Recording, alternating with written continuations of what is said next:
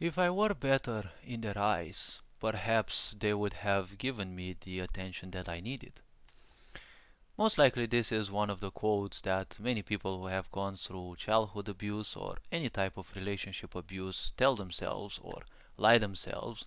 Because if you go through abuse, most likely your self esteem is either gonna be exaggeratedly high, that's more like a mask, a coping mechanism, or naturally speaking, extremely low. Now, I do not believe in self esteem because I kind of do not embrace the aspect of the self, because many people take into account the self more than they would take who they truly are into account, because the self is, again, either a coping mechanism or something we end up identifying with because of what people tell us. And when people abuse you, especially, you get used to a self that is not serving. Because when you're not good enough, well, if people have abused you for so long, well, they will keep doing so. If someone has been abusing you for 20 years, what would make you think that they would simply suddenly stop? Most people who abuse others are what I call broken goods, which means someone um, who spends so much more attention on their own pains and traumas rather than who they truly are. So the point is, when they pay all their attention on their traumas and what others have done to them, they are simply broken. They refuse to be fixed. They refuse to be helped. They refuse to fix themselves because if they would suddenly stop investing in their traumas, they would realize that all their traumas are things that they also in a certain way allowed to happen to themselves. They weren't taught to fight for themselves, right? They weren't taught how to fight for their freedom, for their aspects, because, well, how you teach your child is most likely how they're going to act in society. That is why people are wanted to be complacent in a sick society ever since they are young. And abuse is one easy way to make so, because when you're taught that you're useless from the start, well, that's an easy way to make sure that someone becomes complacent, because they will simply give their power to anyone who may know more than them. Because people who have low self-esteem, they will consider themselves not worthy of doing anything. So anyone who would have the slightest idea or seems to know a bit more than them, they will simply expect that person to solve their problems.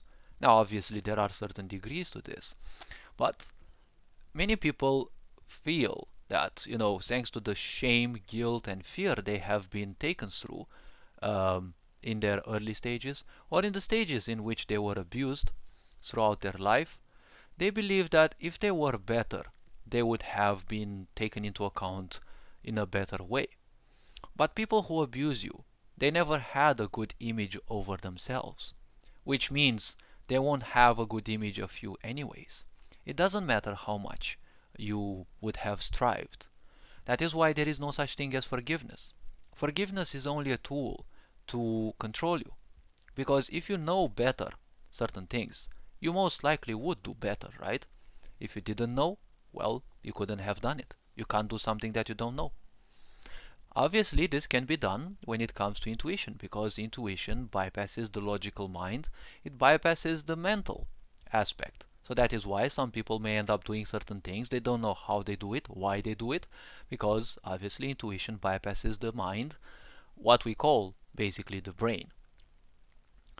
But those cases also exist, yes.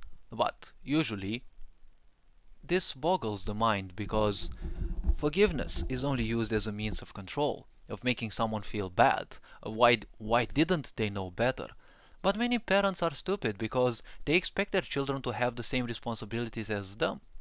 But they're 30 years, 40 years of age, and if you expect your child to have the same responsibilities as you, then, well, your brain is most likely as childish as possible, because only children have huge expectations.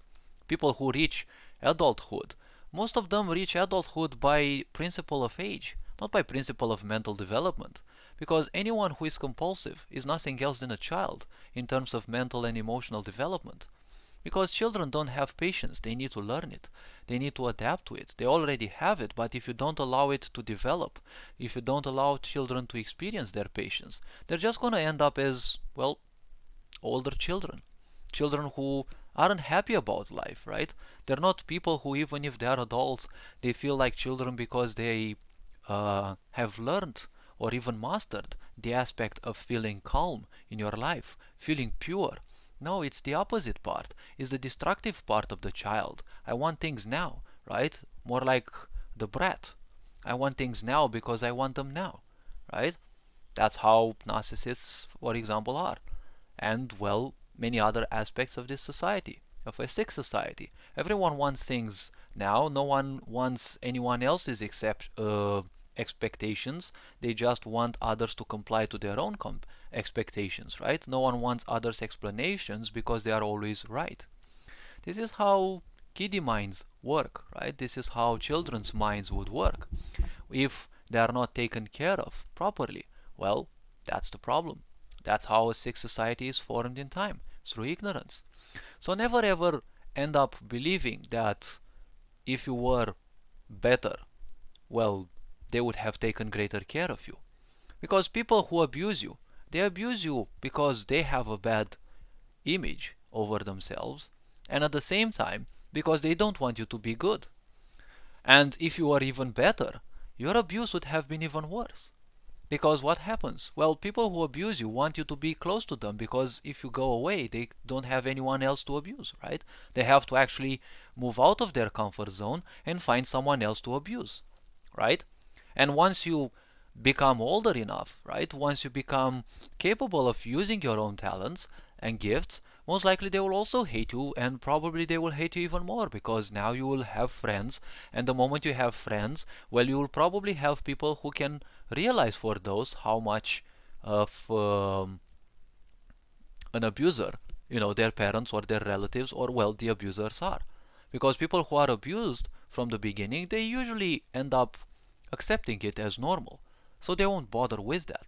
The moment they have friends, those friends can actually fight for them and shake them up to their own existence, right? To the real existence, and claim them and say, hey, you've been abused, this is not good, this is not right.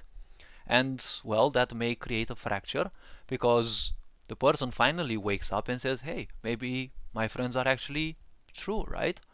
So the abuser won't want you to have friends. The abuser won't want you to use your talents, because most likely it means you will live a better life. You'll probably have better people around, and, well, they don't want that, because they will be alone with everything they have been investing in, aka the pains they have been inflicting on others, because mostly they have been inflicting even more pains upon themselves. They have gone through some traumatic experiences, but once that happens, one can simply grow wiser, or one can simply grow even more hurt, because that which happened in the past doesn't need to become your present, because when it constantly becomes your future, you will constantly suffer in the present, and you will be dragging those like a heavy anchor again and again. And the more you invest into that, the anchor becomes heavier and heavier, so you'll need even more energy to focus on that. That is why these people also become vampiric, because they need other people's energy, and that's why they always present their stories, and look at what this person did to me, look at what person did to me, this person and that person, they're all horrible, and they're always calling me names, and they've been doing this. And when you draw the line and think about it, most of those events, they happen to those, not to you, right? But they want you close, so they also want you to suffer for them as well, because, well, suffering is magic for most, right? But at the same time, misery loves company. So never ever end up saying that if you were any better, you would have been treated better. If you were any better, you would have been treated even worse. So say thanks for everything that you've gone through. Everyone, or most people in these days, go through abusive relationships, or start early with abusive family, parents and grandparents that simply don't take you into account. I've been through there. I've done that. I've transcended many of the aspects. Sure, it may take long, but the most important thing is working towards it. Anything bad that happens is just meaning. You create that meaning in your mind. People who have a low image, that is what they are. They won't do anything good, right? They might every now and then, probably one in 1,000 actions that they take. But the point is, don't take that as a possibility, a further possibility, because when people act on impulse, that is what they are. They will always be cyclical. If they've done this for 20 years, what makes you think they will suddenly change and they will become bright and shiny, right? So all this being said, hopefully this video was introspective enough. You are appreciated. Take more care of yourself. Happy holidays. Ferenc Bor signing out.